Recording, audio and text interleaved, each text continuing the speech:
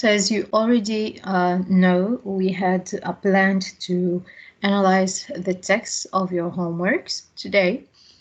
Apparently, some groups have had different texts from the ones my groups have had, but the point here is not to analyze a text in particular, but to help you or to teach you the method of literary analysis. That is, whether the text was something that you have dealt with in class or not, if you are going to follow us today, you will be able to answer the questions. If you are able to answer the questions today, that means you are ready for the exam. If you still face problems in answering the questions, in finding the answers, that means you still have a serious problem. That is, the point in the literary analysis is not to make you learn by heart a particular text or the analysis of a particular text, but to teach you the method. It is very important that you understand the method and that you are able to make your own answers and to extract your own answers on your own, okay? You have to be fully dependent on your own in extracting these answers, and they are very easy. Right? They just require your attention. They just require you to be fully concentrated with the text to understand the deep meanings of the text. That's all. So the only thing you have to master now is the understanding of the text more than anything else. Let me just add a few, accept the requests because there are students asking to join the meeting. All right, so I guess everyone is here. I can now share the text. So as I was saying earlier, I will need your interaction here because the text can only analyzed with your help. That is, I will need your interaction, your participation. I want to hear your views, your thoughts about it, your questions about it, and we're going to discuss them together. That is, it is through the discussion that I can spot your mistakes, your problems, and solve them, hopefully. If you already have the text, it's better to take it, to put it on your side so that you can follow.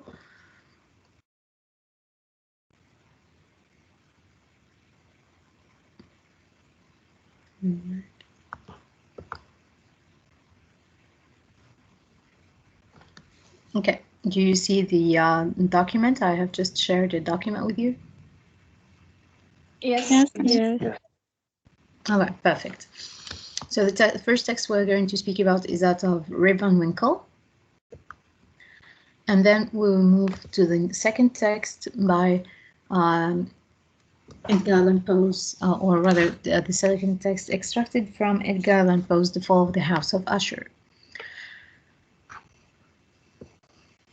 So this is the task that was given to you. We said choose the one excerpt and analyze it in an essay. The analysis must be done in groups of 3 and so on. So always remember that the analysis should be done in the form of essay. Okay, the essay form is very important. Let me just invite someone. Sorry.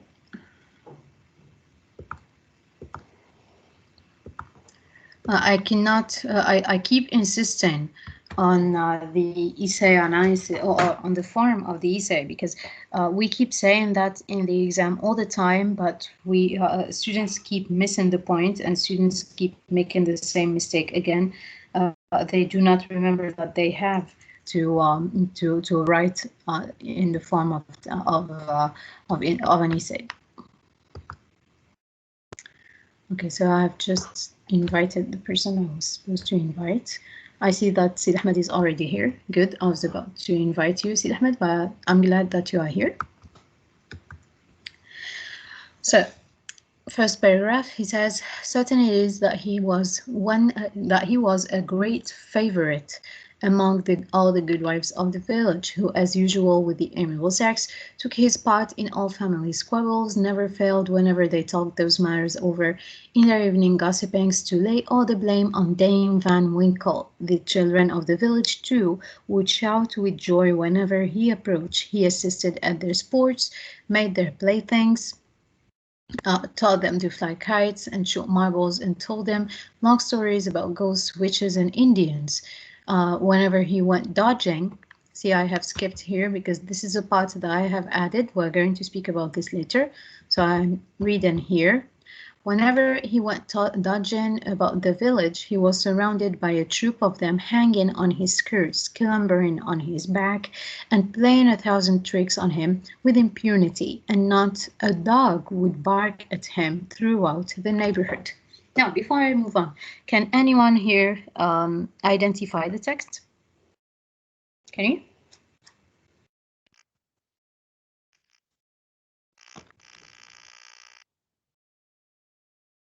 Yes? Someone to identify the text? Smith? Yes? Yes, Ahmed? The excerpt was taken from the American romantic short story Rip Van Winkle, written by the Washington Irving. It depicted a description of Rip Van Winkle's life, attitude, surroundings, and environment. Thank you very much. Sorry, when you said it depicted, can you repeat what you said after it depicted? Description. Okay. Now, I've received a question recently about whether you have to mention the idea, or in the general idea, whether you can write. Yeah, the question was whether you can write an introduction and learn it by heart. Now, I wouldn't advise you to write an introduction and learn it by heart, because the text is going to be different. And for example, here, your introduction, Ahmed, was somehow, it was good in the beginning. You provided the right information. It's for the literary genre, it is a romantic short story. It is taken from Washington Irving's Rip Van Winkle, but in the description, in the general idea, you said it's a description of the country. Is that what you said? Can you approve? Can you confirm? Yes. Yes, while it's not really what you have in the text here is not really a description of the country, but it is an overview of his life. Well, we have different things that I said in the excerpt, but in the first paragraph, for example, it's a conversation, or rather, it's an overview of Rip as a person. This is an introduction of his personality. So we are told that he is someone who was very helpful. He is, if you would look back at the text, he says he was a great favorite among all the good wives of the village, which means that Rip Van Winkle was someone who was loved in his neighborhood. Even the children and the dogs loved him, and he had a great popularity. Okay, so your general idea should be about should be more related to the text. Okay, should be more related to the excerpt. If in case you want to provide an overview of the entire story, not the excerpt, it's okay. You can do that, but do not center yourself on something that is off topic. Okay, so if you just say it describes the country, I'm not sure that if I got it right, because there was a problem in sound, so I'm not sure I understood exactly what you said. But if your answer was related to to a description of the country, if you say it's a description of the country, in this case you are a little off topic. Okay, but this was just an example. That is, this is not much related to. Yes. Yes, not the description of the country, but the life, Rip Van Winkle's life, and attitude and surroundings and the environment. Yeah. Okay, fine. Yeah, that's better. But again, you have to be informative in your general idea. Okay, so which is a story about a man who loved nature and a man who was loved in his neighborhood, who was popular enough, and so on. So always make sure that your general idea is informative. It tells enough things about the text and about about the excerpt or about the story, but always make sure that you are not off topic. Okay, But to answer the question that was given to me on Teams, should you write an introduction and learn it by heart? I wouldn't recommend that you do that. I hate learning by heart in literature. Literature is not something that you learn by heart. Literature or literary analysis is something that you understand and that comes up from your understanding. It's something that you will express. All right. One more question that was asked is related to the literary genre. Now, as Ahmed just mentioned, the literary genre is a romantic short story. Okay, the literary genre here is romantic short story. The actually in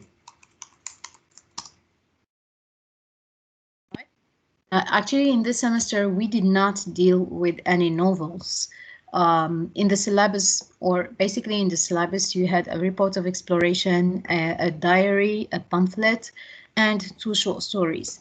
Now we have spoken of the other texts, that is the report of exploration, the diary, and the pamphlet. We only spoke about them in general, but the texts that we have analyzed are those of Edgar Allan Poe and Washington Irving's Rip Van Winkle. Both of them are short stories. You see that there are no novels in the second semester, so you are not allowed to say it's taken from a novel entitled. If you say it's taken from a novel entitled, so you will get -1 or -2. The literary genre is going to be wrong. All right. The literary genre here is romantic short story. It's a short story. It is not a novel. Be careful with that. Now, there is another question I want to ask you, based on what you have here in front of you, the 2 paragraphs that you can see here. What are, if I would omit the title here, what are the indicators in the text that will help you find out which short story it has been taken from? Yes, can I answer the question? Yes. Well, first thing first, it's the name of his wife, Dame Van Winkle, the obvious one. Yes. And then next, there is the description of Rip Van Winkle himself by calling him a novel and everything. Yeah, I think that's enough. Yeah, that's more than enough. Thank you. Okay, so in the exam, you are not going to have a title nor the author's name. Okay, but it's going to be something taken from a short story that you have dealt with in class. So you have to be really careful, or you have to know, you have to find the indicators. Sorry, you have to find the indicators in the text. What are the indicators in the text that will help you recognize the origin of the text? For example, here we have Dame Van Winkle, which shows that this is taken from Rip Van Winkle. There is also his name here, the great error in Rip's composition. Even if you cannot find the names, you can simply read the text and recognize it, okay? Even if we didn't have Rip here or Dame Van Winkle here, you can still find out that this was taken from Rip Van Winkle. For example, if you read this, he took his part in all family quarrels, and whenever he felt they talked those matters over their evening gossipings. There's something about the children too. Yeah, the children of the village too would shout with joy whenever he approached. He assisted their sports. He made their playthings. Now, who is the person that is described here? It's obvious that this is Rip. This cannot be a description of Roderick Usher, can it? Now, do you think that this fits for Roderick Usher? Of course not. There is a Sorry? huge difference in the atmosphere. There is a huge difference in the atmosphere of the 2 stories. Yes. Who is Roderick Usher, by the way? Oh, it's just Roderick Usher, the owner of the house of Usher, the house. Right. Yes, he's a character, one of the main characters in. Yeah. I don't think that he's the main character, but he's the one who is the story is all about, him and his sister. He is the man whose the story is all about. Okay. Thank you very much. Welcome. So now to get back to the text, can someone provide the general idea of the first paragraph that we have discussed here? The general idea of this paragraph has already been provided to you. I just want to make sure that you're following. Did you understand my question?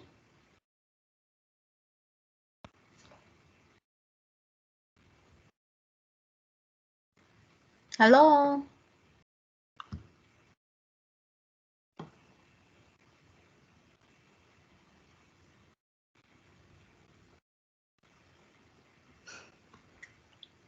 Can you hear me? Am I still here? Hello? Yes. Wow. I almost cut the call and went back. Yes? Miss, can you repeat the question, please? I said, can you provide the general idea of the first paragraph?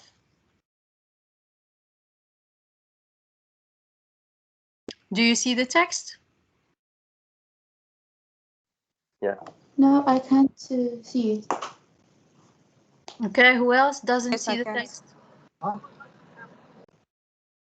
Who else cannot see the text? Me too. Me too, Miss. Okay, how about now? Do you see the text?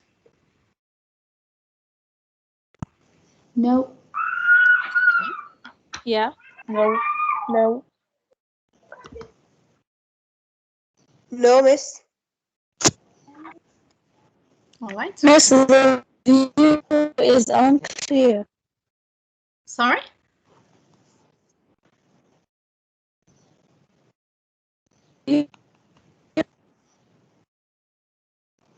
Okay, how about now? Do you see the text? Yeah. Yes. Still no.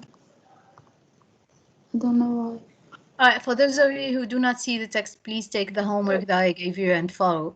The question was about the first paragraph. I even gave you the answer. That is, this is something we could have ended in within 30 seconds.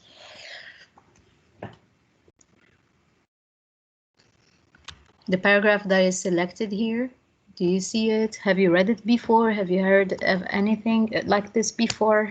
The question, you were just asked to provide the general idea that describes this paragraph. Can you?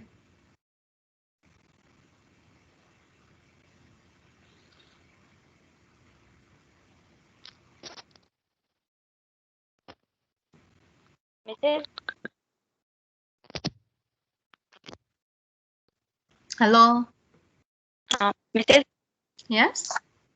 The first paragraph talks mainly about how Rip Van Winkle is a loved personality in the village, how all the wives kind of favored him over his wife and always defended him when it came to his troubles with her, and that he was very loved among children as well, often telling them stories and engaging in their activities and playing with them, being kind and all. Thank you very much, Ahmed. See, it was very easy. Okay, it was that simple. All you have to do while speaking about the general idea is to provide an overview of what was presented to you. Okay, if we say explain the first paragraph, you only have to say what happened in the first paragraph. You have to translate it to someone who didn't read it, simplify it. That's all. Okay. Now, second paragraph, I'm going to start reading the second paragraph, and please concentrate and try to answer questions. This is not something that I will be doing by my own. Okay. Second paragraph, the great error in Rip's composition was an insuperable aversion of all kinds of profitable labor. It could not be from the want of assiduity or perseverance, for he would sit on a wet rock with a rod as long as heavy as a Tartar's lance, and fish all day without a murmur, even though he should not be encouraged by a single nibble. He would carry a fallen piece on his shoulder for hours together, trudging through the woods and swamps and up hill and down dale to shoot a few squirrels or wild pigeons.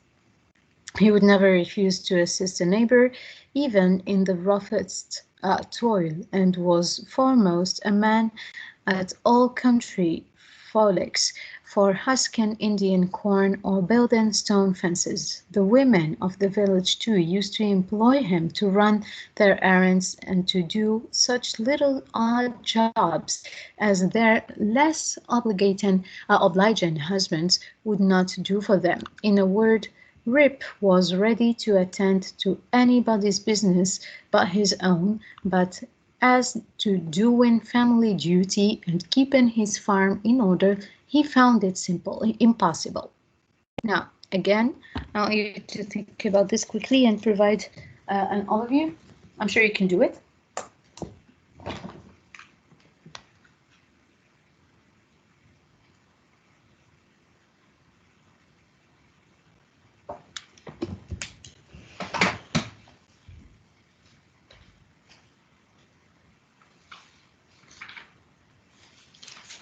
Hello? Yes. Yeah, I asked the question.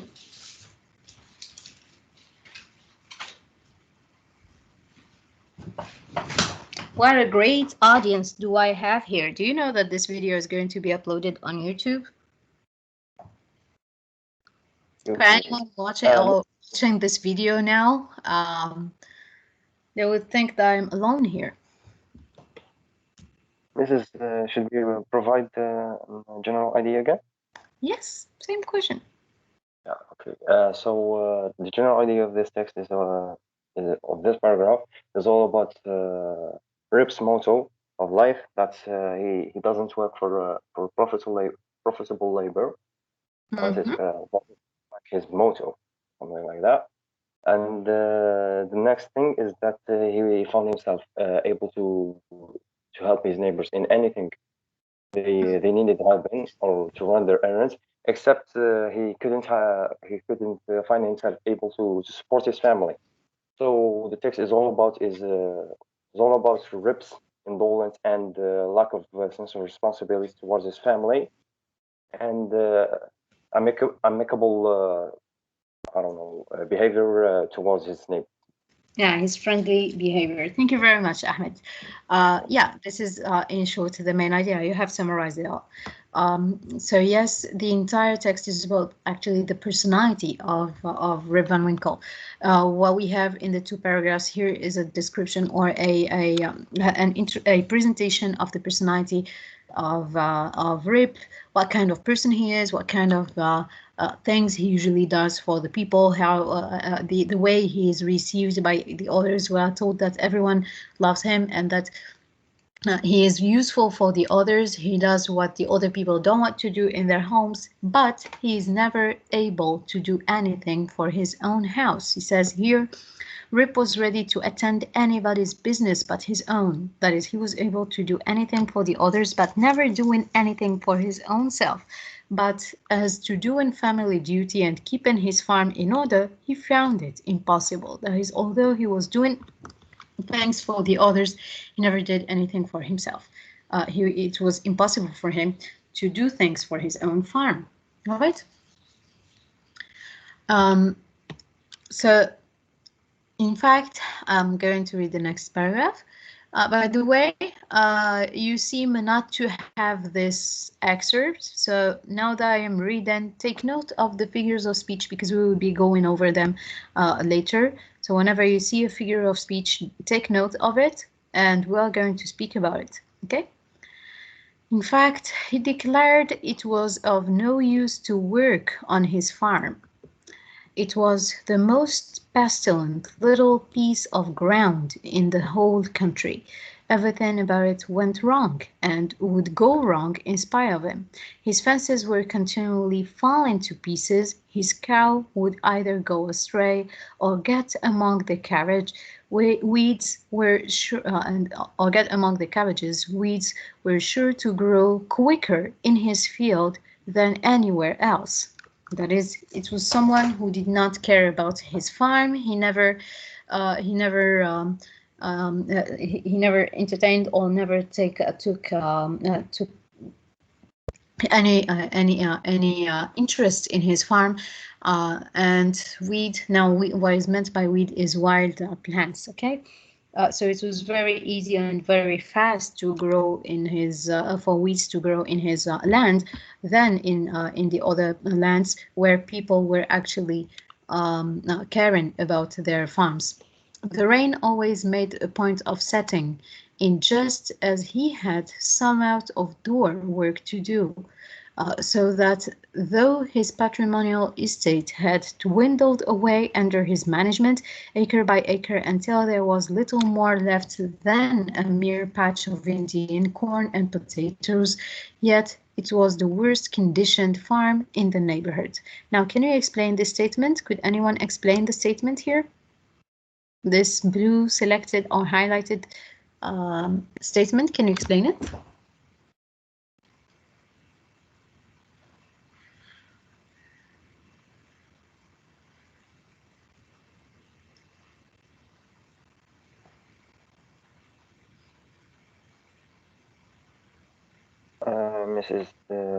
This is just the author is describing the farmer. Well, according to Rips, his farm was is like news for farming. It's like here, the text gone. Text is gone, Mrs.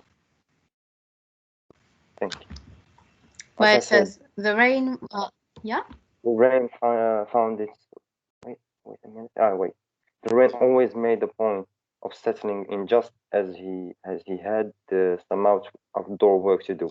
That means the rain always fell when he wanted to work on his farm or outside of his house, and sooner or later his farm started to minimize because of some estate problems, and so yeah, I guess. Very good. Thank you very much. Yes, very good. So you have also summarized the idea of the statement here. What do you think of the expression, the rain always made a point of setting in just as he had some out-of-door work to do? It's like his alibi or excuse for not working. Yeah, and in aesthetic, in terms of aesthetics, what do you think of this expression? Okay. The question is addressed to everyone. Yes? Miss? Yes? I think that's a figure of speech. Of course. Which figure of speech is that? A personification. It's a personification. And what does it mean? Because it's like the rain showed up intentionally when we wanted to work. Yes, so this can be considered as a personification, but it can also be considered as something else. Can you comment on the style? This is irony. Irony, very good. Okay, this can be considered as a personification, but it can also be considered as an irony. It's more ironic, and it's both. Okay, it's an irony and it's a personification, and it's meant, like you said, it's a form of an alibi that he would be using in order not to work in his farm. It's as if it was an ironic way of saying he found it somehow useful, or he found it it always showed up as a great opportunity to avoid working, or as a great opportunity to not to work in his farm. Okay. So, next paragraph.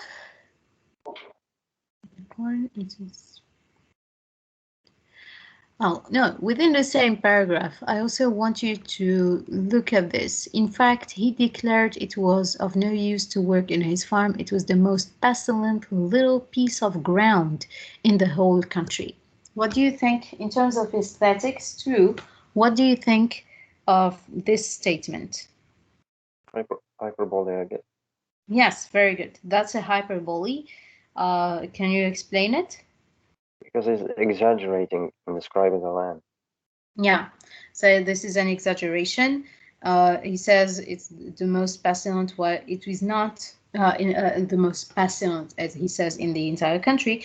But the point of the author is to show that it is a hopeless case, that he had abandoned his land for such a long time that it became a hopeless case, and that he was himself not willing to find anything useful in it. He was himself not willing or not motivated to give anything good to his land. Okay. His children too were ragged and wild, as if they belonged to nobody. His son Rip, an Urchan begotten in his own likeness, promised to inherit the habits with the old clothes of his father. He was generally seen trooping like a colt at his mother's heels, equipped in a pair of his father's cast-off galligaskins, which he had much ado to hold up with one hand, as a fine lady does her train in a bad weather. Now, what do you think of these lines? Can you provide an overview of these lines or explain them?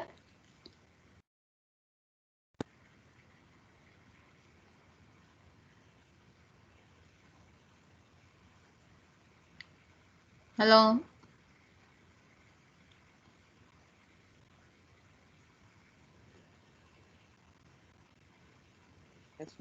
Miss, Yes? in this line, the author showed the son of Rip. The son of Rip decide to inherit the habits of his father. Mm-hmm. To inherit the habits of his father. Mm-hmm. Yes? Yeah, and I think that's the main idea. Yeah, thank you. Now, he says his children too were ragged and wild, as if they belonged to nobody. And his son, an urchin begotten in his own likeness, promised to inherit the habits with the old clothes of his father. Now, did he truly make the promise? Did he verbally make the promise? Quite actually, yes. Sorry? Yes. No. He actually did. Okay. It was not a verbal promise. That is, he did not truly make the promise using a sentence, okay? But by imitating his father, by dressing like his father, using the same fashion and following the same path of his father, inheriting the same behaviors of his father, he was imitating him, and he was becoming his father, and he was inheriting the habits of his father. Okay, so here this is an irony. Yeah, we can think of it as an irony because it's an ironic style, an ironic way of saying that the son has inherited the same habits of his father by dressing like him, by acting like him. Okay, so the son did not truly make the promise verbally. Sorry? Mrs. It's like the child, his child idolized his father, his father's motto. Like they say, the apple doesn't fall away from the tree. So yeah, he wanted to be like his father. He Yeah, idolized his motto. He wanted to be as lazy as him, and all as him. yeah, he did. That is, he was imitating his father. He was doing the same things that his father was doing, and he did it by uh, that is he was doing, or he was having rather he was having the same habits and the same clothing.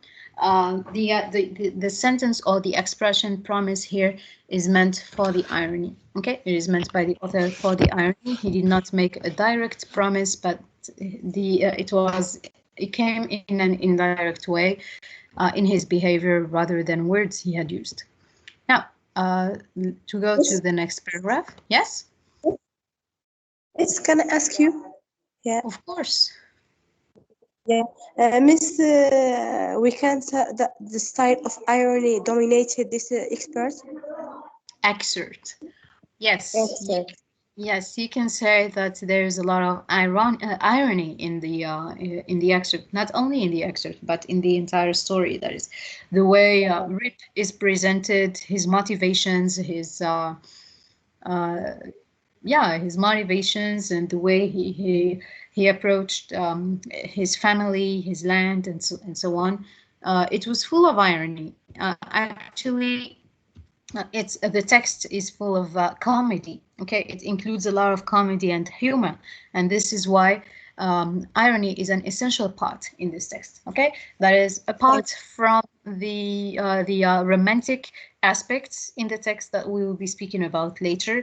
In this text, we do not see many romantic aspects, but they are recurrent in the entire story. That is, in the previous passages we have seen from the story, there are many aspects of romanticism, like the revolution, like the inspiration from the past in the clothing of the people he had met in the village, in the mountain. Also, the veneration of nature, the glorification of nature, the way nature is depicted, and the huge impact nature has on him. All these are related to the romantic aspects. But in the excerpt that we have in hand, there isn't much romanticism, or rather, we cannot see many aspects of romanticism in this precise aspect, as much as we see humor and irony. Okay? Yeah. Does this answer the question? Okay, any other questions? Shall I move on?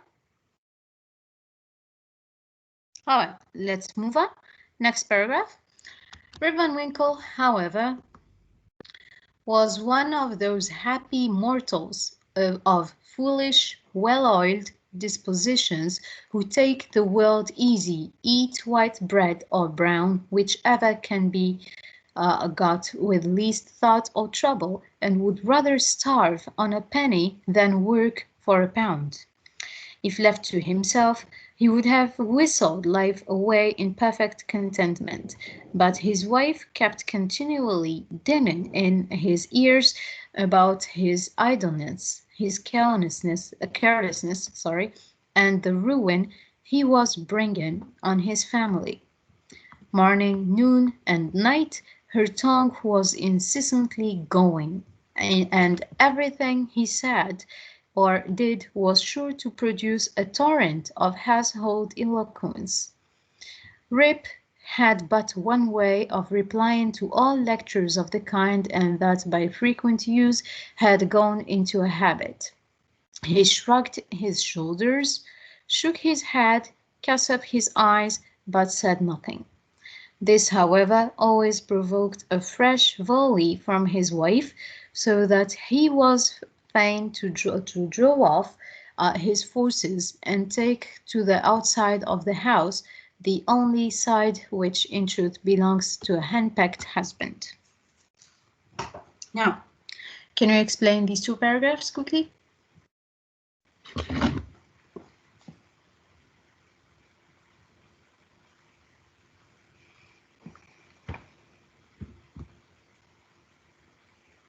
Hello, am I the only one here?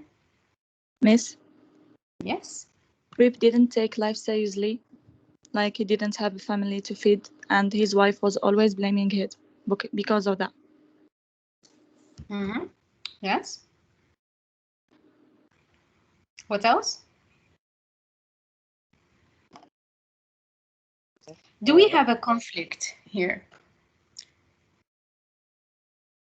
In the entire excerpt that we have just discussed, do we have a conflict? Did you find a conflict? Yes. Yes. Yes. Mm-hmm. I think in the blaming of the wife to his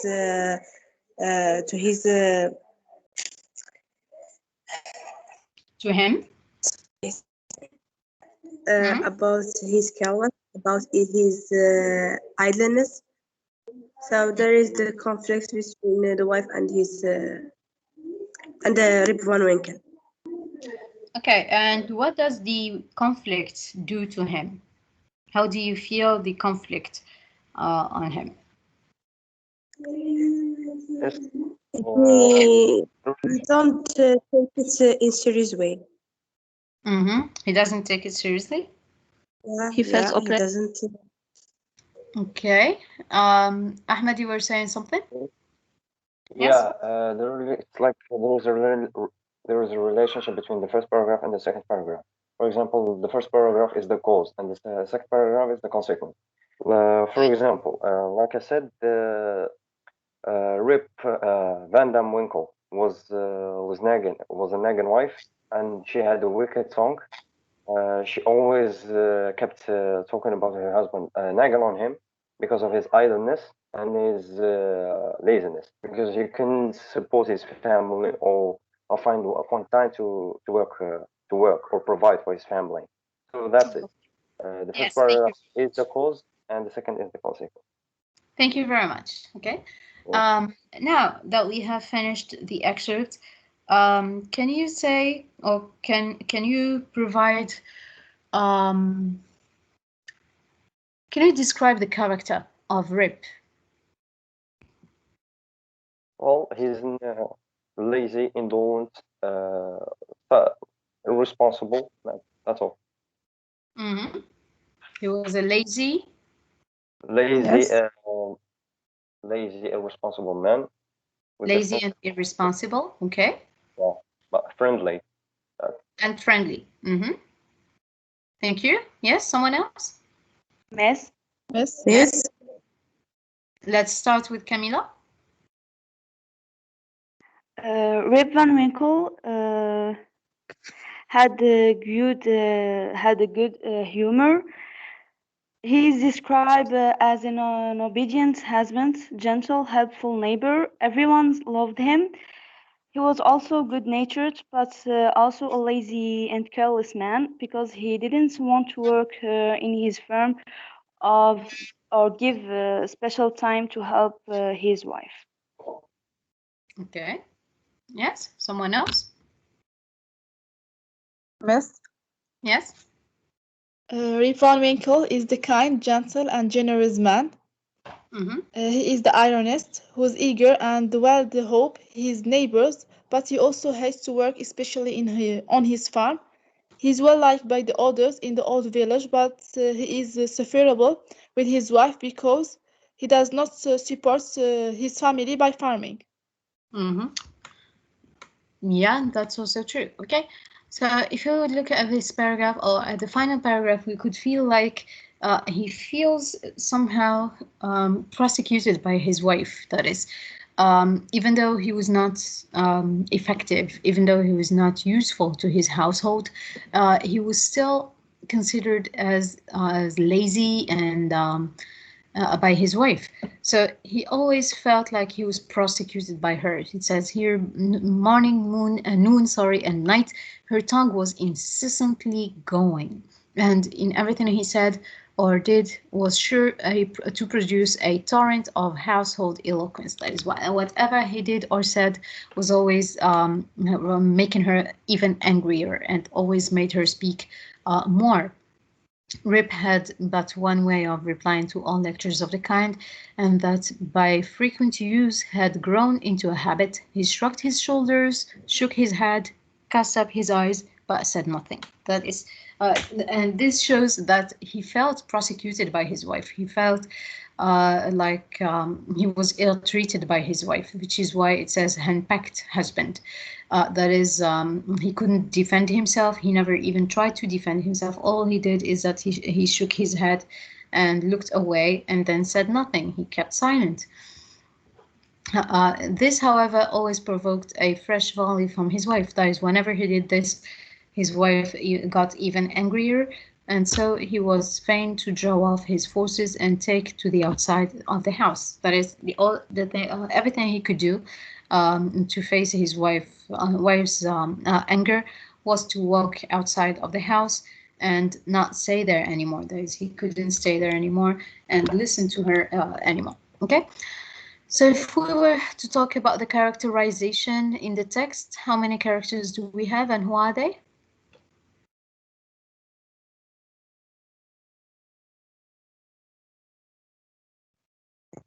Yes. Rip and his wife. 5 main characters first. Yes, so we have Rip and his wife. And so Rip is the protagonist. Very good. Rip is the protagonist. You've already described him as lazy, a good man, a friendly man who was also lazy and not doing anything useful to his wife, to his household. So someone who was rather hopeless about his environment or about his land. So you see that when you are speaking of characterization, always start by describing the personality before you start telling whether they are round or flat and so on. Okay, so do you think he's a round character or a flat character, and why? Well, flat. Sorry? Is a flat character. Okay, one by one, please. Yes, Ahmed, you were speaking first, so is he round or flat? He's the flat character because throughout the story he didn't change. He hasn't changed throughout the entire narration? He didn't, well, yeah. Sorry? Throughout the story he didn't change. He didn't witness any change on his personality. He always stood the same. Mm-hmm. How about the others? Do you think that he's round or flat? Round. Male round character. Sorry? A male round character. Can you repeat, Ahmed? I can hardly hear you. A male round character. A main round character. Okay, so do you think? Why do you think he's round? Because in the hell story or in the excerpt, he kept changing and move on in the event. Okay, let's hear the others. Round or flat? He's a character. Round. Okay, why? Because he has a main role in the story, and and there is an action. Mm-hmm. Yes, actually, he is a round character. Okay. Now, Rip is round character, but not because he was simply changing. He is what we call a static character. He is also lifelike. Okay. He does not stand for an image or for a particular ideology. He's lifelike. He is like a real life person, and we see he's multidimensional, and we see the different sides of his personality. We also see his different emotions. We see his different emotions. We see him at once or at times times in which he is extremely happy, other times in which he feels persecuted. So he is a real a lifelike character. He is not a flat character. Now, someone was trying to say something. Yes. Yeah. Yeah. Miss, can we say that is a round character or flat character? Sorry? How can we know if he is round character or flat character? Okay. If you have taken the handouts that I gave you in the beginning of the year, the introduction to literary analysis, you will find that the round character is lifelike, someone who maybe matures and changes and develops through the narration. They are very similar to a real life character. They are multidimensional, and you can only understand that while compared to the flat character. The flat character is a very simple character who only stands for an idea or for an object, for something very particular. Okay, the flat character is not lifelike. They are rather someone who is there just to represent an idea or a point of view. For example, if I want to represent goodness in a person, I will put I will put a symbol of goodness in a human being in my narration. So this person will be often dressed in white, will be always doing good things, but will not be doing many things to change the events or to contribute in the conflict of the story. Fine? Yeah. Miss, Yes? can you Excuse take the me, dog? Shaima, there is someone who has been raising her hand for a while. Khadija Malik, bin Malik, do you have a question, Khadija? Yes, miss. Yes. Do always the protagonist is a round character? Yes. Okay.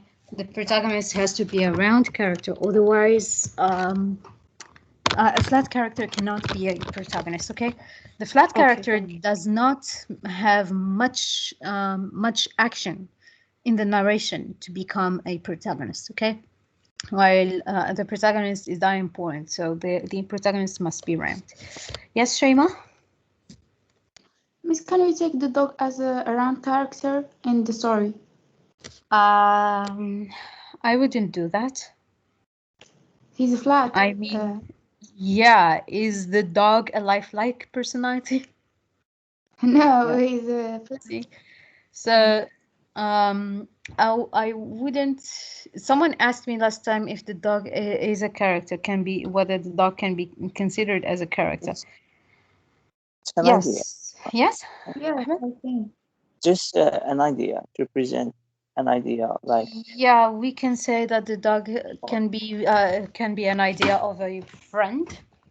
Maybe it can stand for friendship, but that's all. All right. Yes, he's important for Rip, but the dog for me is not that symbolic. Yeah, I know I said last time that he can be considered as a character because he's very important for Rip, but he's not such a deep character to be considered as round or flat. Okay, round or flat, more related to human beings.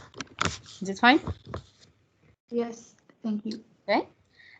You can rather say whether someone is round or flat, or you can discuss the round or flat object as character in texts that include a lot of symbolism, like the text that you will be discussing next year. You will be discussing the short story The Dead, and in The Dead, Snow comes in as a very important character, as a important maker of difference, or as an important symbol. So can we consider Snow as a character in that story? I think so. Yes, I think we can consider Snow as a character in that story. But again, I never tried to analyze The Dead, but again, I wouldn't dare saying it's a round or flat character. I mean, I don't attribute round or flat adjectives or aspects to objects. So let's keep them with human beings. Fine. Is that okay? Yes. Yes. Yes. Okay. you. Any other questions? Yes. Yes. Can we consider the wife of Rip as a round character? In this case, I wouldn't consider her as a round character. To me, she is a flat character because she is a symbol of colonialism. Okay, in the story, she is a symbol of the British colonialism. So we only see her in one role. She's always angry. She's always giving orders. So she's more of a flat character to represent the colonizer. Okay. She's the antagonist in the story. Yes, she's an antagonist. In this excerpt, she is an antagonist. Although she died before him, but in this excerpt, she can be considered as an antagonist. Now, I have opened this essay. This was done by some students. And we're going to speak about, I'm going to read it. This was one of your homeworks. I'm going to read it and we're going to see the mistakes that are here and how to correct them, particularly the writing mistakes and how to avoid them. So the introduction goes, do you see my screen? Yes. Hello, do you see my screen? Okay. Yes. So this is the introduction. No. This excerpt was taken from the Gothic romantic story Rip Van Winkle, written by the American author Washington Irving. Now, do you think that this is Gothic? No. No. Okay, this is No. not Gothic. You cannot consider this as Gothic. All right. This is romantic, yes, but this is not Gothic. All right. So romantic short story. All right. Remember, that's a short story. Fine. Rip Van Winkle, written by the American. So it is not Gothic. Gothic is wrong here. You cannot consider this as a Gothic story, but it is a romantic short story by Washington Irving. This story is about a lazy man who is loved by everyone, lives as he wants, and does all the work except his housework, which makes his wife bother him. Now, if you would look at this introduction, the introduction that I have in hand is not going to have the full mark. All right. First, there was a mistake in the literary genre. So if the introduction is graded on 4 points, the student loses half a point for considering it Gothic. Okay, so now the student has only 3 points and a half. The student has provided the genre, the title, the author, and the general idea, so it's fine. But there are mistakes of language here, or of grammar. So she says, this story is about a lazy man who is loved by everyone. Okay, live as he wants. Now, what tense is this? Can you tell me what is the tense? Yes, it should be lives. So you see that for the S of the third person, you can be losing a half a point. Now you will lose half a point if you are my student. In third year, you can lose 1 point up to 3 points for a mistake like this. Okay, that is, if you lose 3 points here, you will have only half a point for your introduction, even if your answer is correct. Did you get that? Yes. All right. So this is just this is meant to attract your attention about the language mistakes, which you know you shouldn't be making, but you're still doing them. He lives as he wants, although I'm not really into this sentence, lives as he wants. This is a translation from Arabic. In English, you cannot say lives as he wants. You would rather say, instead of saying he lives as he wants, you can say he is careless, okay? So he's loved by everyone, but is careless, comma, and does all the work. You know, even for the absence of the comma, you can be degraded, okay? So even the absence of the comma counts as a language mistake. And does all the work except, now, he does all the works is not also very accurate. You should say here, does all the work except his housework, which makes his wife bother him. No, this is more or less correct. Okay, so for an introduction like this, the student will have only 2 points instead of 4 points. Okay, the student will lose 1.5 points for the language mistakes and half a point for the mistake she made in the literary genre. So for the introduction here, this student should have only 2 points. Next, the story represented to the lazy people who spend their time in fun, enjoyment, and searching for their freedom instead of working hard and contributed to the development of the country. Now, if you were not provided a precise answer about the audience, do not imagine an audience. Okay? So nobody said that this story was addressed to the to the lazy people, right? There is actually no precise audience for Rip Van Winkle's story. So this here is Miss, used. Yes? we can say that it's for all the Americans. There was no precise audience when he wrote, when Washington Irving wrote this. I mean, if he may have addressed anyone, he may have addressed maybe the enthusiasts of the Civil War, or maybe of the Revolution, because he wrote this after the American Revolution, and he was one of the enthusiasts about the American Revolution and independence. Okay, so but he didn't have this precise audience to target, so you cannot say he targeted the lazy people or else. All right. It's a text about the revolution. Maybe he wanted to affect the people who have fought in the revolution, the people who have witnessed the revolution, and who were not ready to move on and to move forward, to follow the change and to cope with the change that occurred in America. But we cannot say that this was a precise audience. Okay. So if you were to speak about an audience here, you can simply say that it was written for the Americans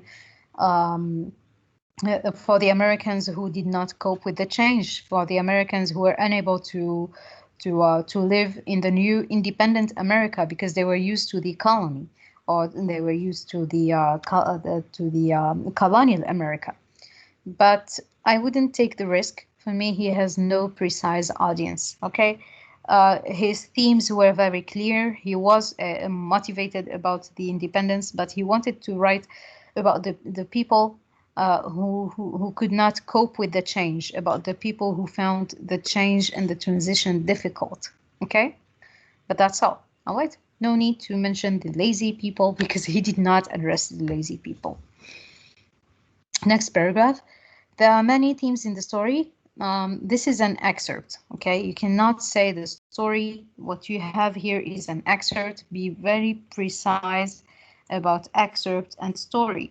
A story is a whole text. The story that we're talking about is about 20 pages or 20 page long.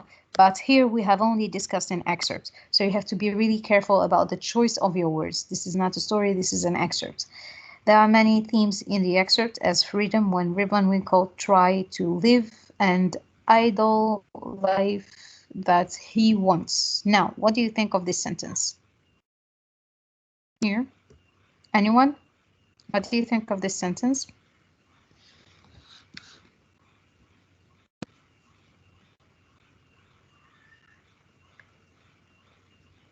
Am I alone in this call? Let me check how many people do I have here. Okay, 52 people. Now, in the 52 people, do I have anyone who thinks anything about this sentence? Do you see my screen? No, can you repeat it? There is a statement that is selected here in the screen. Do you see it? No. Yeah. No. Yes. No, it's shown. No. How many people here? Sorry. How many? Miss? Yes. Yes. Can I answer the question? Yes, please.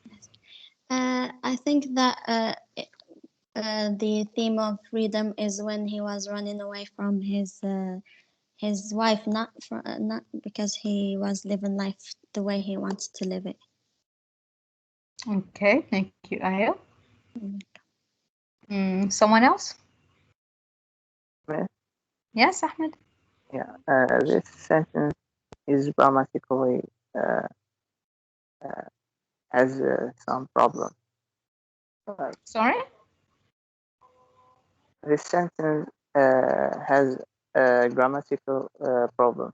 Very Like, good. Yes, it has a very big grammatical problem, which is This tribe comes tries and that end before idle is not an end, actually. I think she wanted to write N.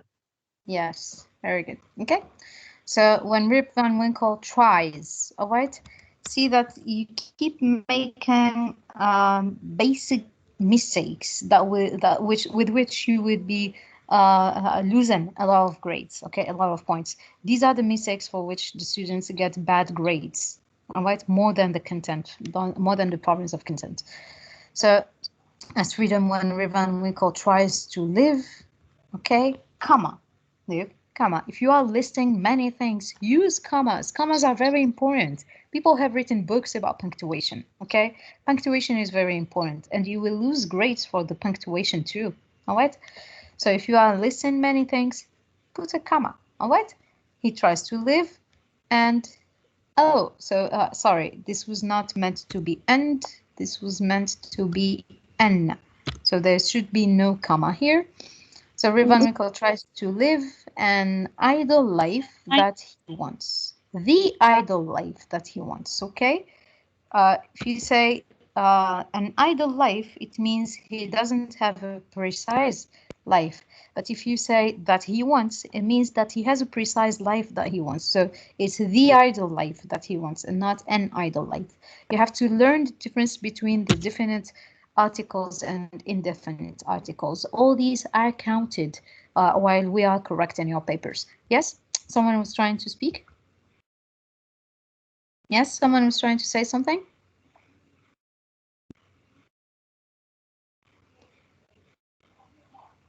No one? Okay, I should go on. Miss, Yes. I'm waiting for your can we answer. consider Yes, can we consider what? Can we consider Rip Van Winkle an idle man? Because I think that's as a fisherman or a hunter, he chooses to not work for his benefits, and this is not of his character. It's by his will.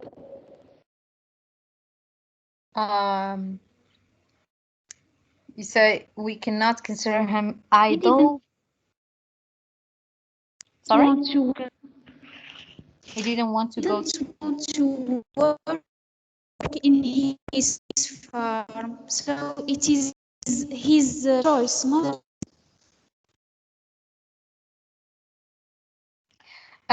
Malika, I can hardly understand you, so please try to write your comment in the conversation.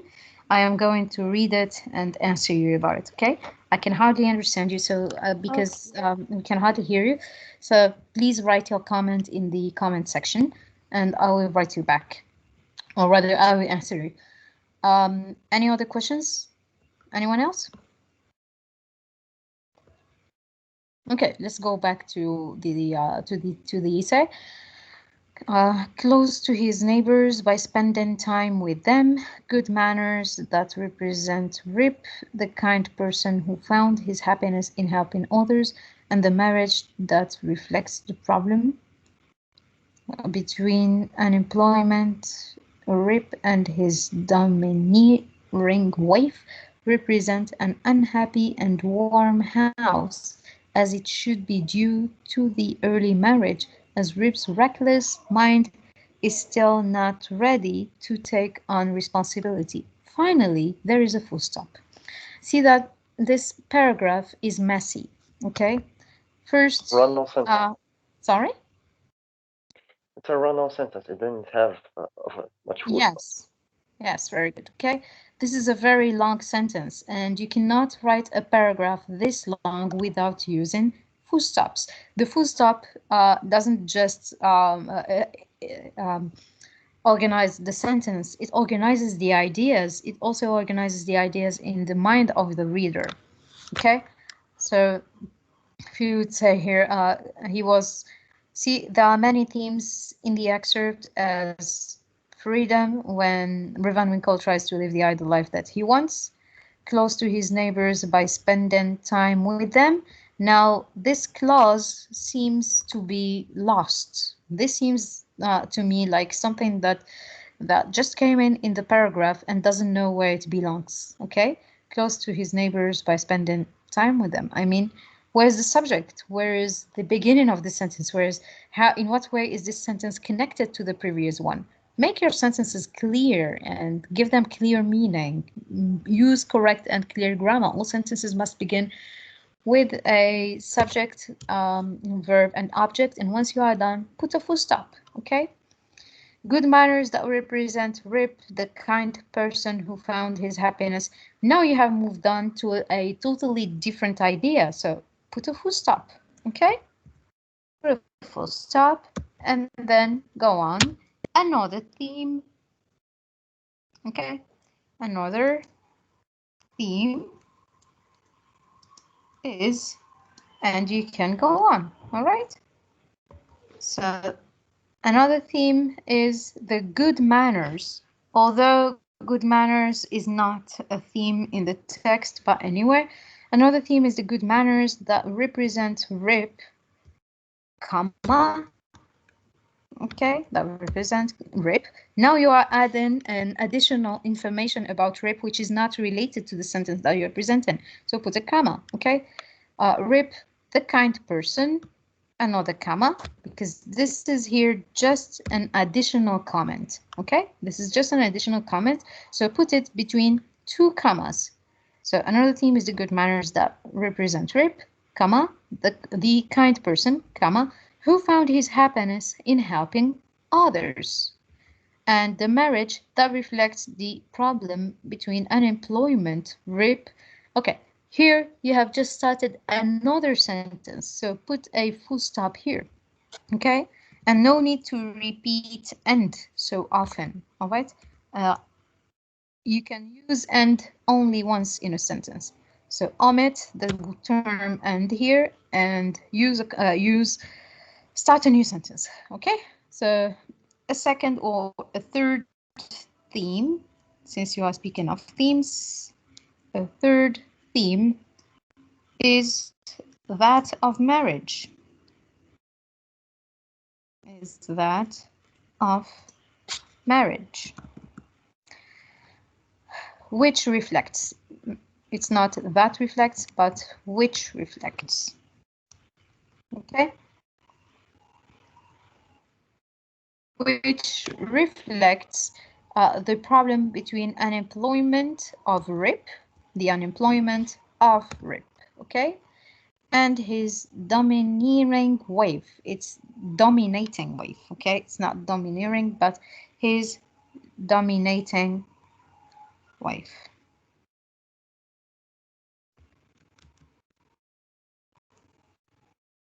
I'm sorry about the noises outside. I don't know what they are doing outside. They seem to be feasting something. Now, a third theme is that of marriage, which reflects the problem between unemployment of Rip, comma, the unemployment of Rip, comma. Whenever you are listing two things or more, use commas, and his dominating wife represent an unhappy and warm house, as it should be due to the early marriage, as Rip's reckless mind is still not ready to take responsibility. Okay, so see here that you have mentioned many themes, so please put a full stop for each theme. And in terms of content, I do not really agree with the themes that are put here, because marriage is not a theme here. The good manners are not a theme either. As I said before, this is a text that represents the history of America. It represents the case or the condition of the Americans before the war or the independence and after the independence. So your themes should be related to that a little more, okay? In the case that we have in the excerpt that was provided to you, you can speak of the themes of irresponsibility. You can speak of the themes of carelessness, irresponsibility, spontaneity, maybe, and the feelings of prosecution. You can also speak of prosecution in the relationship of Rip and his wife, but marriage and good manners to me are not true themes of this text. Yes, someone is trying to say something. Yeah, Miss. Yes, Sumia. If we are obliged to mention all the themes of the story, or just no, stick to the excerpt. Okay, you have to stick to the excerpt. You cannot speak about all the themes of the story. You are very precise, and remember that in an exam you only have 1 hour, so it's really useless to go speak of something you weren't asked to speak about. Okay, if you have an excerpt, always stick to the excerpt. Now, can you provide the plot, or can someone explain the plot of the excerpt?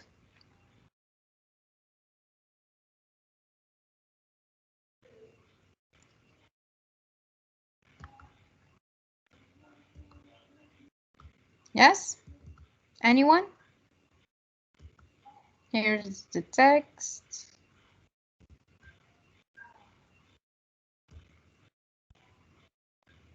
So in the beginning, we are told that he had a good relationship with the neighbors and the children. Second paragraph says that he was a composition of some insuperable aversion of all kinds of labor, but never cared about his own land. Number 3, if he were declared of no use to work on his farm, he was pestilent, his fences were continually. So this is a description of his farm, and the fact that his farm was entirely abandoned, and it was hopeless, a hopeless case even for him. His children were abandoned too. They were ragged. And his son was following his path. And then we are told that he was feeling prosecuted by his wife. Now, what do you think of the plot? Can we speak of a plot here? If yes, can you describe its development?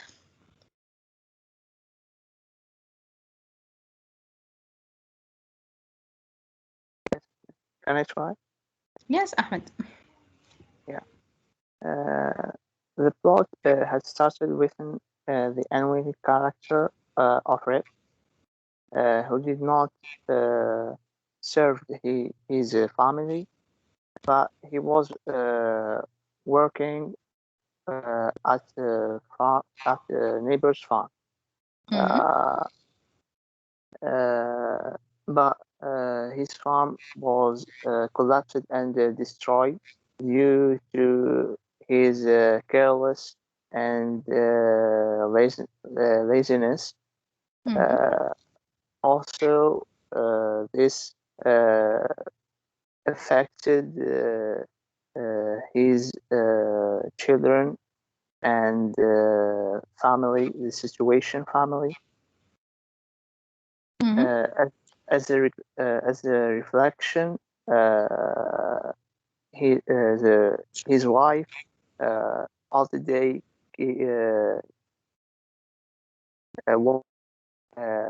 gossiping on him. That made him escape outside. Okay. Now, here's the thing. As you can see in this excerpt, we do not truly have a plot. If there is no plot, don't try to invent one, okay?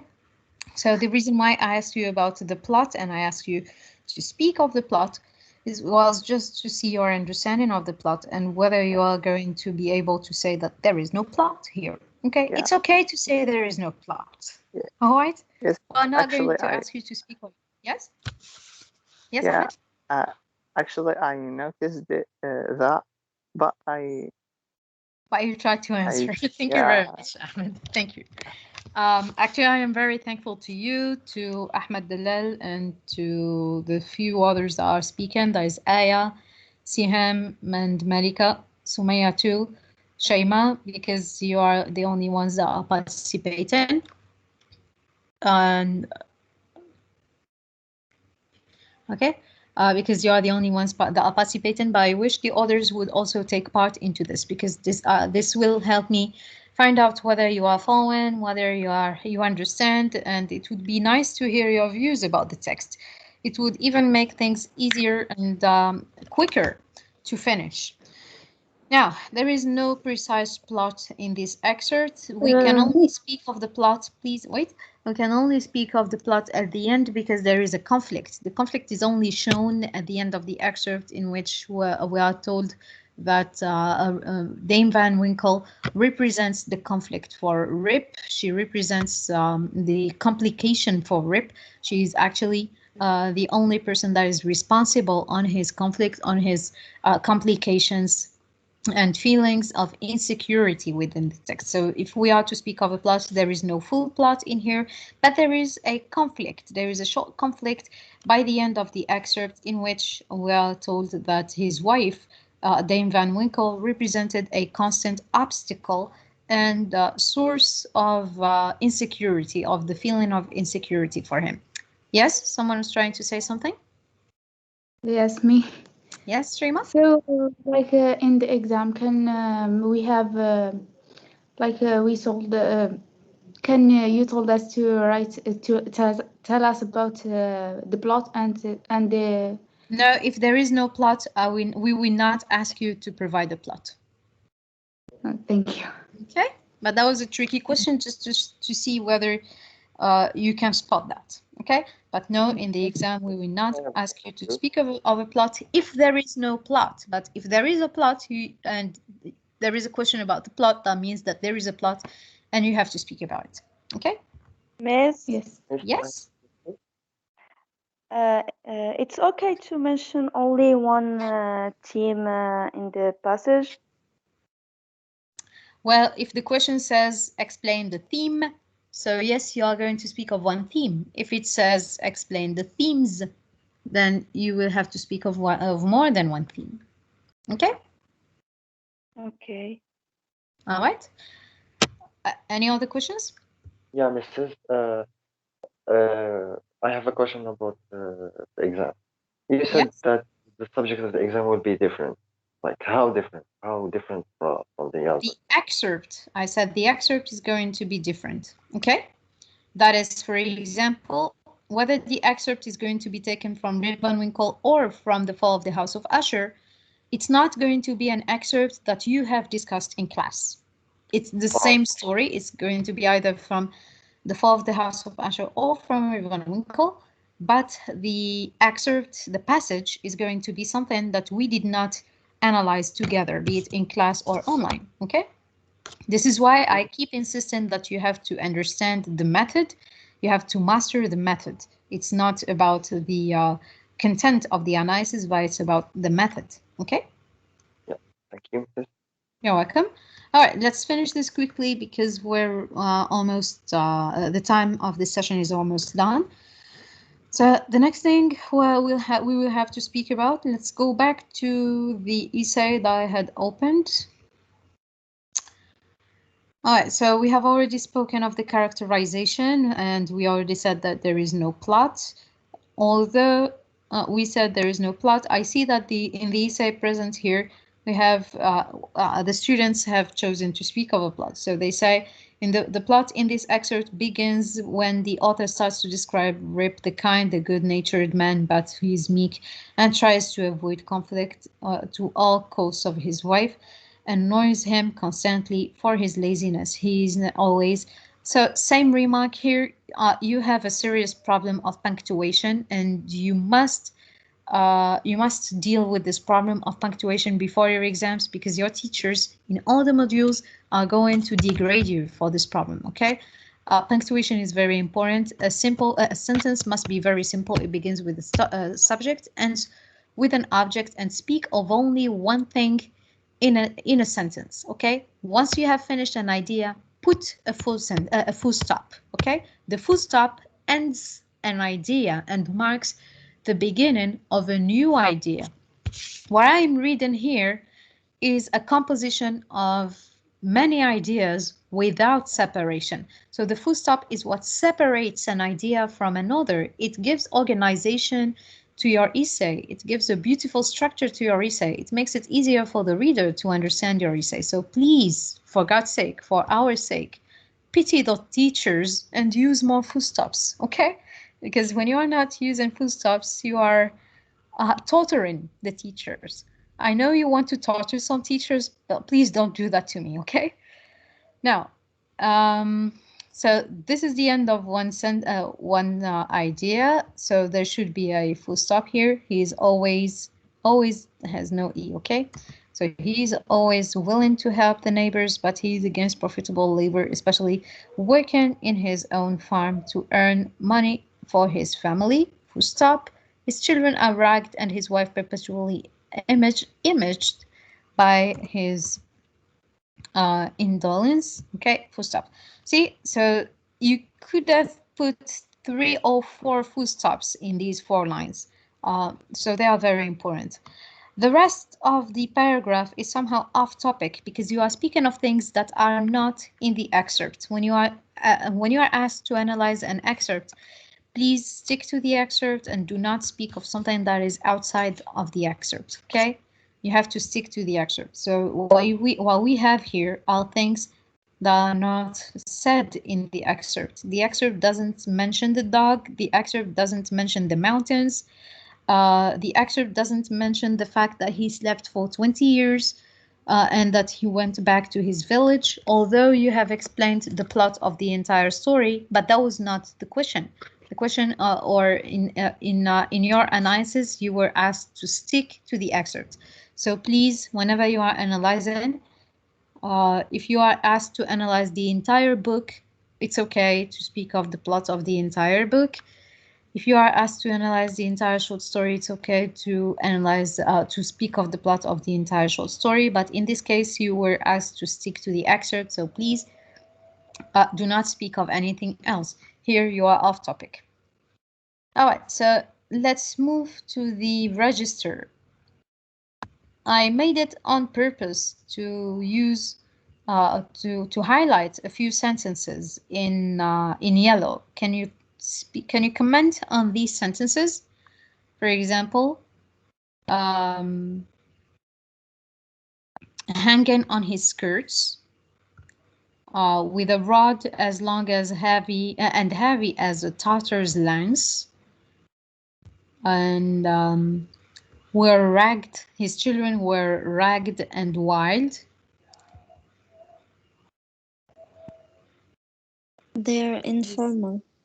Yes, they are informal. What are they too? His mother's heels, much ado to hold up with one hand. What do you think of these expressions? What are they? Colloquial. Yes? Colloquial. Yes, very good. Okay, these are famous colloquial expressions, which makes the register here colloquial.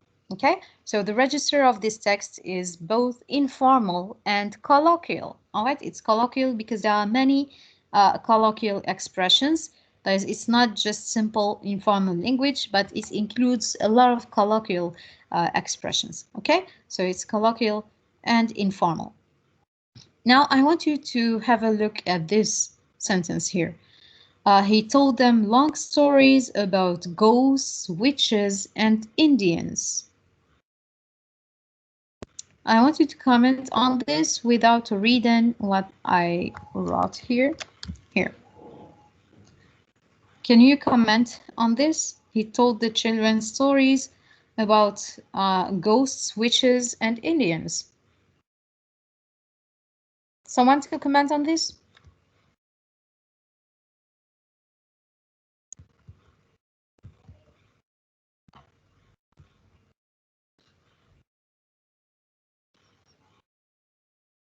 Yes, I guess the ghost and the Indians and the witches are the source of scariness and fear in this. Yes, this shows that the Indians or the Native Americans were considered as superstitious and were considered as supernatural creators, just like the ghosts and the witches. Okay, this is why in romantic literature, in the American Romanticism, you are going to find a lot of inspirations and references to the Indians.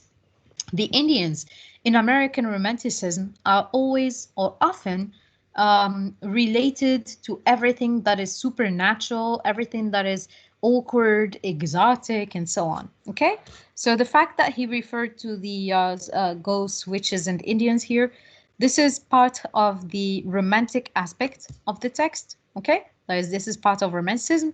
And it's very important that you retain this because you are going to see it often in American literature.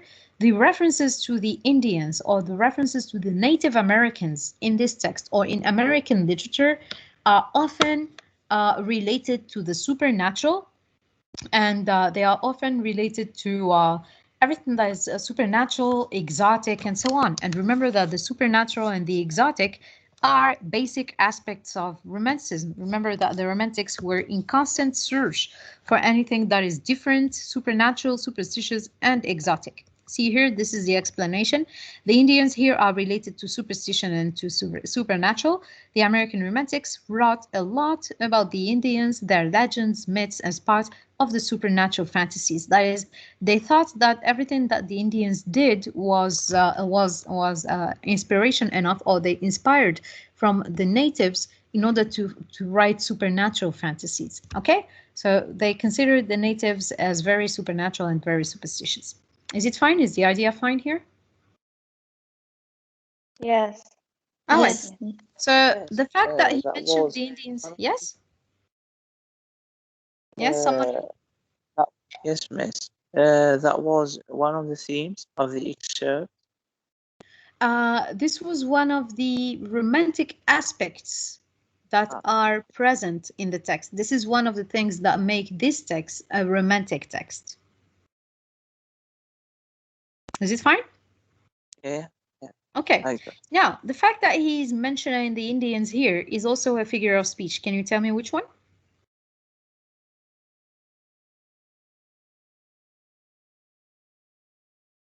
Actually, I said it. I just want to know if you heard it. Reference and allusion. Yes, it's a reference. All right. The reference here is a figure of speech. The reference to the Indians here is a figure of speech, which means that he was telling the children supernatural things. Okay. So he mentions the Indians just to show that the stories that he was telling the children were very supernatural. So this is in terms of figures of speech, the reference to the Indians here is an allusion or reference to mean or to show that the that Rip was speaking of many things that were supernatural. Okay, now can you provide all the figures of speech quickly so that we can speak of the second text before we are running off time, because we are already out of time. Can you provide any figures of speech that you may have found in the text quickly?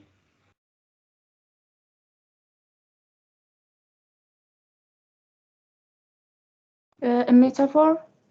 Yes, where? His wife kept continually digging in his ears about his idleness. And in what way is that a metaphor?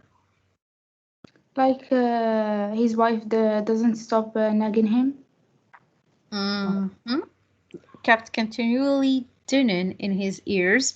Yes, we can consider that a metaphor to mean that his wife was speaking constantly and nagging at him constantly. Other figures of speech? Miss? Yes? There is also a hyperbole in his children too, were as rigid and wild as if they belong to nobody. Yes, in which he exaggerated in describing Rip's children as wild to reflect their state and how bad they look due to their father's negligence. Very good, Malika. Yes, very good. That was a hyperbole to show that the children were in a very bad condition. What else? Any other figures of speech that you may have found here?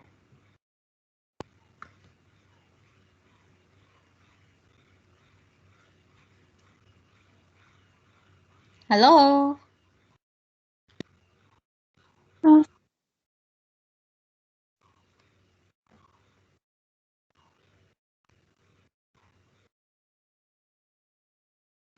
Yes? Iman? I can see you.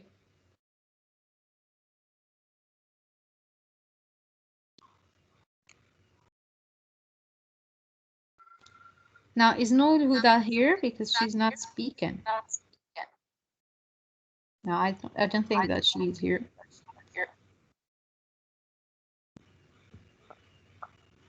Yes, Ahmed? Yeah, there is a simile in he was generally seen trooping like a colt at his mother's heels.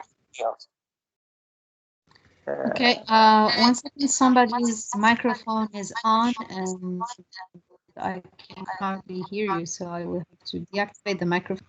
Yes, now I have deactivated all the microphones. Ahmed, please reactivate or activate your microphone and give me your example again, because I couldn't hear you well because we were hearing somebody else's microphone. Yes, Ahmed? Yeah, there is a simile in sentence of he was generally seen dropping like a colt at his mother's heel. Yes, trodden at his mother's heels. Yes.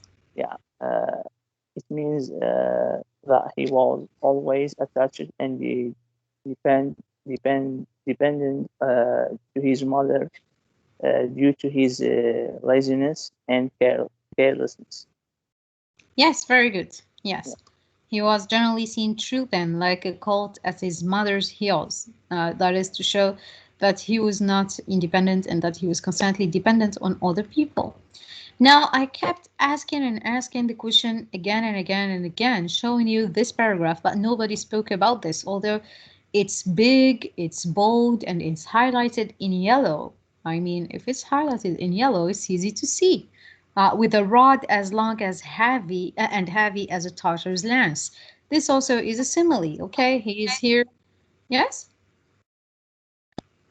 Someone was speaking? Okay, this was here with this is a comparison of the rod to a Tartar's lance. Now, this to show you what the Tartar's lance is. This is a long stick that is used for a fight or during a battle. A weapon, miss. It's a weapon used by Mongolian warriors. It's a weapon, all right? In the medieval era. Very good. But what I got here is a dish. Anyway, it's a weapon, like you said. It's a long stick that is usually used in order for a fight. Well, I can't find any pictures of it here, but anyway, it's a lance or a long stick that is used in a fight. But this here is a simile, just to show that the stick that Rip had was very long. Okay. Now let's move very quickly. Yes. And heavy. Yes, and heavy. Can we move directly to the atmosphere and the tone in the text? What do you think of the atmosphere? Miss? Yes. Please, there is another figure of speech in another hyperbole and paradox in hyperbole. When the author expressed said morning, noon, and night, her tongue was incessantly going. Yes, very good. Yes. It sounds like she was as a parrot by repeating her words 1,000 times without stopping. Yes, very good. Very good. Yes, indeed. So morning, noon, and night, her tongue was incessantly going, which shows that she was constantly speaking. She was speaking a lot. Now, we cannot say that she was truly speaking so often, even though she was speaking very often, or she was speaking a lot, okay? Or she was constantly nagging and complaining.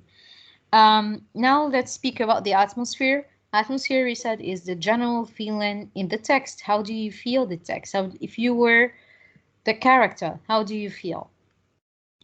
Serenity and love and happiness. Serenity and love and happiness. Serenity, love, and happiness. Can you explain?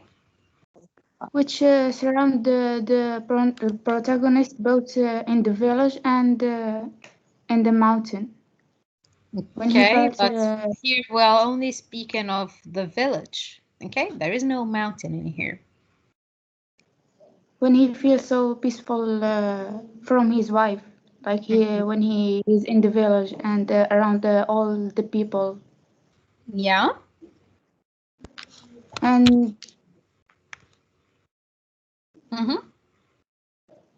and there is also some hassle that the protagonist felt annoyed from his wife's nagging. Very good. Okay. So when we are speaking of the atmosphere, we are going to speak of two different parts.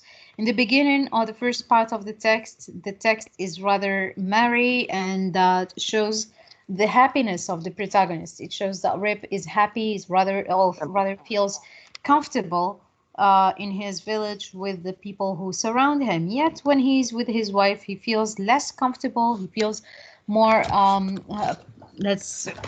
if I would use the same word I was using earlier, he feels more prosecuted by his wife. So yes, there is a form of hassle, stress around him. Now, how about the tone? The tone, as we said before, is the feeling of the author. In short, what do you think Washington Irving, or how do you think Washington Irving feels about Rip while writing about him? Yes. Miss, Yes. Yes? the tone of the author is pity for Rip. He feels sad whenever he describes how much he was treated bad by his wife. Okay. Was this Iman or Malika? Because both your microphones are on. Iman. All right. Good. Nice to hear you, Iman. Well, you haven't spoken for the entire session. Yes. Thank you. Someone else? What else? What do you think of the tone? Yes, Camila? Yes. Yes. The author feel pity and sorry for Rip since he described him as a handbagged husband and and lovely man for his neighbor. Yes. Good. Malika? Thank you very much, Camila. Yes, Malika? Welcome.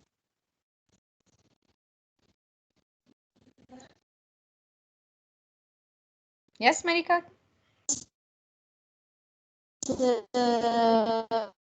From humors and pleasant than his son and look with his father's pants funnily. However, the second occurred when he showed Rip as a helpful man, even though being lazy. Moreover, when he described the tense atmosphere in his house and how he was treated by his nagging wife, as if the author was alluding to his refrain from farming as a result of her sharp. Okay, can you repeat just the first sentence you said because we couldn't hear you in the beginning? What was the tone that you gave or the feeling that you provided? The Yes, the author's tone shifts from a humorous and playful tone to an empathetic one. Empathic. We have Yeah, you can say so. yes. Yeah, you can say that it moves from, I wouldn't say playful, but humoristic. Yeah, he was humoristic, sometimes even ironic in the beginning, while presenting the character of Rip, but then it becomes more empathic, as you said, and feel with a feeling of pity and awe when he speaks of Rip's struggle with his wife. Yes, Shaima, do you have something to add? Yes, Miss, can we say the author is somehow joyful towards Rip Van Winkle? Well, can you repeat? He's somehow joyful and cheerful. Did you say joyful or cheerful? Joyful, and cheerful. I would describe him as joyful. I mean, we said you can feel pity towards someone or empathy. You can feel sympathy to someone, but happy for them maybe, but joyful.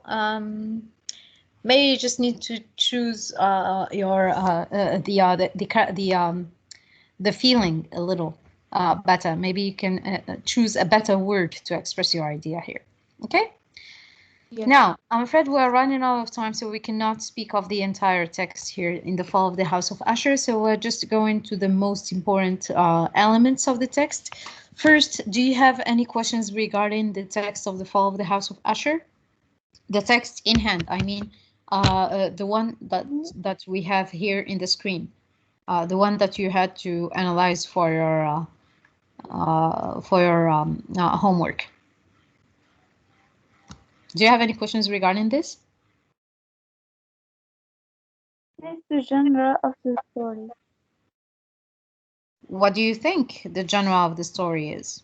You tell me. Is Gothic romantic? Gothic. Yes, Gothic. this is Gothic. Gothic short story. First, when we are speaking of the Fall of the House of Usher, it's a short story. It's a romantic short story. But then what kind of romanticism is it?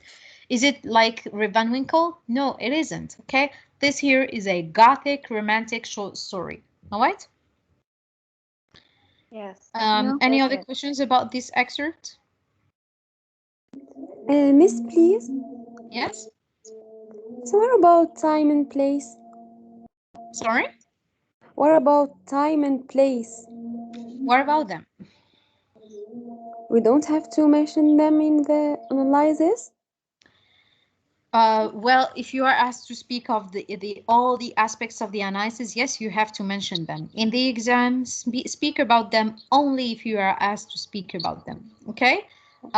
Yes, I did not speak about them in the previous text, but yes, in the analysis, you have to mention them. Okay? That is in the homework. If you are asked to analyze a text, going through all the aspects of the analysis, you are required to mention the settings. In the exam, you can only speak of the settings if you are asked about them. If you are not asked about them, no need to bother about them.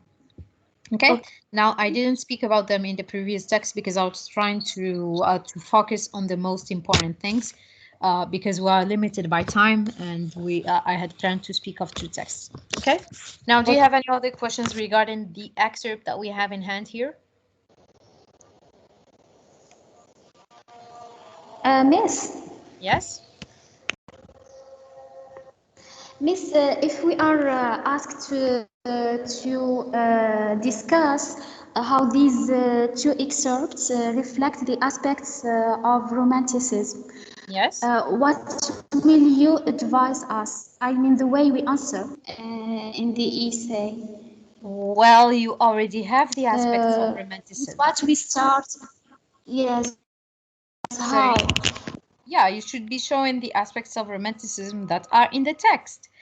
Just as I said earlier when I spoke of the Indians, okay? I highlighted the sentence and I said the sentence, long stories about ghosts, witches, and Indians, is a sentence that reflects the aspect of the supernatural, which is an aspect of Romanticism. Now, how does it represent the aspect of supernatural? It represents the aspect of the supernatural because it relates the Indians to everything that is supernatural, awkward, bizarre, and exotic, because the Romantics are constantly looking for new experiences, for experiences that are different and exotic. This is why when the author referred to the Indians, he's actually making a reference and he's inspiring from something that is different from the usual. The usual for him is the British culture and the European culture in general. Okay, so it's an aspect of Romanticism because it reflects something that is different, that is not European, that is exotic, and that is supernatural. All right. Now, if we would speak of Romanticism or the aspects of Romanticism in the text that we have here, again, you have to read the text and spot the aspects that are particularly romantic, that do not make any other text romantic. Okay? Did I answer your question? But Miss, when we answer, not yet, while answering the question, in the introduction of the essay, we start with what exactly? We start with talking about Romanticism, or we start talking about these 2 excerpts in general, then we move on to the aspects. Honey, are you speaking about the literary analysis, or are you speaking about a question in about the first topic? No, I'm talking in case we are given a question, second question that we are obliged to answer in the form of essay. Yeah, so in the essay form, the introduction should be an introduction to Romanticism in general, and to Romanticism in, or rather to Romanticism in American literature in general. Okay, and then in the first paragraph, you are going to introduce the literary work and refer to the aspects of Romanticism that you found in the literary work and explain with examples. And then the conclusion, or rather with the examples, you are going to write 1 or 2 paragraphs. It depends on how many ideas you have. You can write up to 3 paragraphs. And then in the conclusion, you are just going to conclude and provide your own opinion about the use of the aspects of Romanticism in such text. Is it clear now? Thank you so much, Miss. You're welcome. Yes. Yes, any other questions? Miss, Yes, Sumia? what about the characters of the fall of the house? Sorry, can you repeat? Miss, what about the characters of the fall of the house of us? What about them? Yeah. Yeah, you tell me what about them, because when you say about the characters of the fall of the House of Usher, there are so many things you can say about them. So what is your question about them? It's the round and the flat characters. Okay, as I had said before, the analysis is your task. It is not my task. Okay, because if I am going to give you the analysis just like that, I will be making you into a lazy student, and that is not my point. So I want you to tell me what you think about the characters, and I will be helping you in letting you know whether you are right or wrong. But I'm sorry I cannot just give you answers just like that, because I will be making you into lazy students. Okay, so why don't you try to give me your analysis, your own analysis of the characters in the fall of the House of Usher, and I will guide you through it. Who's the baby? Me. Yes? And the character in the House of Usher, can we consider the illness and is the antagonist, and Usher is the protagonist?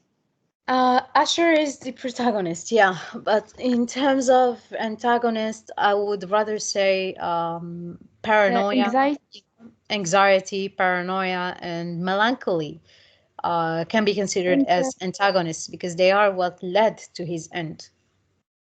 And his sister is a major character, and she's a flat. She is a main character. She's a main character, Whether and she is flat, I wouldn't consider her as flat. I mean, whether she is a flat or round, she's not round. Yeah, maybe she represents a symbol, I think.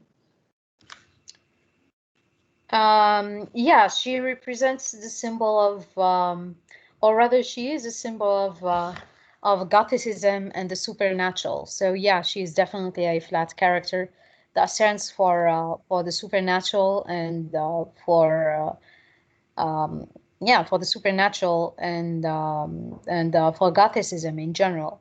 Okay, she's a representation of what is usually referred to as the ghoulish bride in Gothic literature. Although in the ghoulish bride is someone who is already dressed like a bride and who raises from the dead. In her rising from the dead, she is somehow an inspiration of the known ghoulish bride. Thank you. You're welcome. Miss? Yes? Camila? How we can consider the narrator? Can we consider the narrator as a flat character? No, the narrator is not a flat character. The narrator is a round character.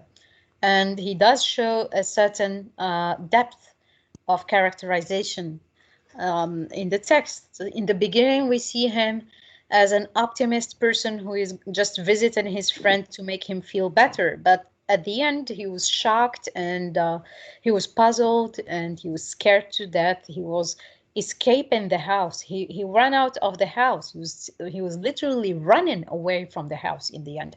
So he's a round character because he is multi-dimensional, and we see the depth of characterization in him. Yes. So he can be also the protagonist. No, the protagonist is Roderick Usher. Okay, the protagonist is very clear. It's Roderick Usher, but the narrator is a main character. He's a round main character. Okay, he's not the protagonist, but a round main character. Nasima Zillal was raising her hand. Nasima, do you have something to say?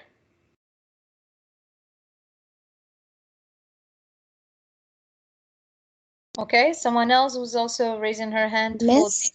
Yes, are you speaking? In the introduction, in the literary analyze, must be a general idea of the whole story or only of the excerpt? I had answered this question before. Whether you are going to it's up to you actually if you want to provide an overview of the short story or of the excerpt, but be precise in your sentence, okay? Because if you are going to say this is an excerpt taken from The Fall of the House of Usher, for example, and speak, which talks about and speak of the entire short story, while your sentence begins with excerpt, you are off topic, okay? If the sentence begins with the word excerpt, you are supposed to speak only of the excerpt. If you are going to provide an overview of the story, your sentence must begin with the word the story speaks about, okay? So you have, whether you are going to speak of excerpt or story, you have to be precise in your sentence and the way you put it. Is it clear? Yeah, thank you, Miss. You're welcome. Okay, let's have a quick look at the excerpt. He said, in the manner of my friend, I was at once struck with the incoherence and inconsistency, and I soon found this was to arise from a series of feeble and futile struggles to overcome a habitual trepidancy, an excessive nervous agitation. For something of this nature, I had indeed been prepared no less by his letter than by reminiscence of certain boyish traits and by conclusions deduced from his peculiar physical conformation and temperament.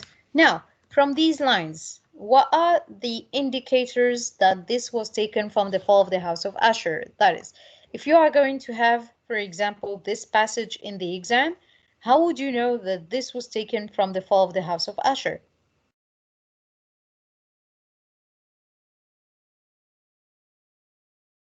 Hello? What in the excerpt will help you in knowing that this was taken from The Fall of the House of Usher and not from any other text? Letter, Miss, the word. Yes, there is the letter. Because Yes? the main character used to write letters to his friend. Very good. Yes, because Roderick wrote the letter to his friend to ask him to come, or to the narrator. What else? Also by reminiscence of certain boyish trait. Yes, the boyish traits, okay? Because he could not recognize his friend who has physically changed through time, okay? So if you see here that the speaker is speaking of physical transformation, of the fact that he could not compare the adult with the child that he has known before, of a letter and so on, you know that we are speaking here of the fall of the House of Usher. What else? What do you think of the choice of words, of the references, of the register in here?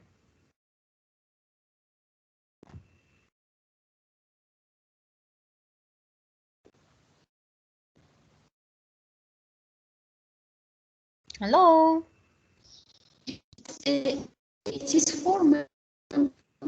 Formal? Yeah, what else? How would you feel, let me ask you this differently, not the register, how do you feel the atmosphere around you?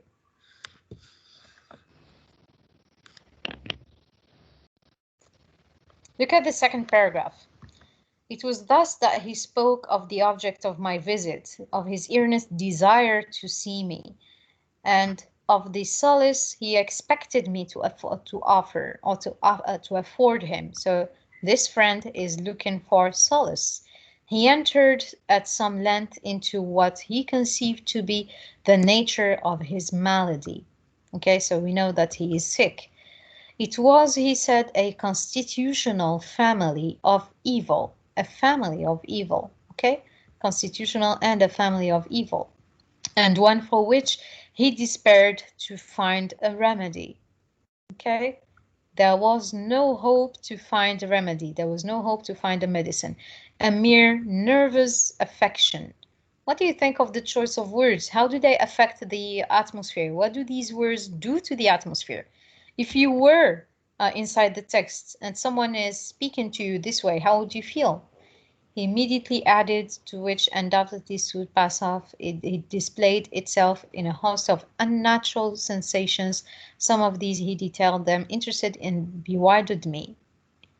What do you think of this? Come on. Some fear? Yes, I there will is say fear. Yes? Terrified, afraid. Yes, there is fear, there is pessimism, there is sadness and horror. See, there's even the word horror here. There's anxiety, okay? So there's darkness. Isolation.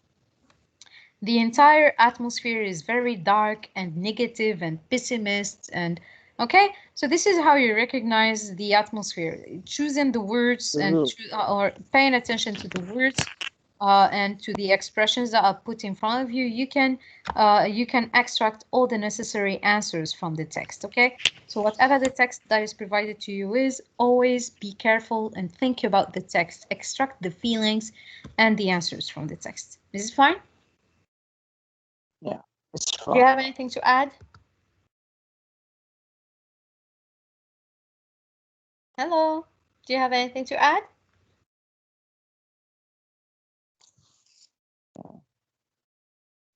Okay, so if you have nothing to add, we can stop here for today. I will set you free. Thank you all for coming today, and I wish you the best of luck for your exams. This was everything we had to speak about. I am going to upload the documents. Although I had already uploaded the documents on Facebook, I will also upload them in the file section here. And that's all. I wish you all the best for your exams, and be careful, or rather remember to be very careful about your grammar, your spelling, because they are very important for your grading. Okay? Thank you, Miss. Thank you, You're welcome. Yeah, Thank you, thank you Miss. so much. Thank you, Bye-bye. Miss. Thank you all for coming Session. today. Bye-bye. Bye.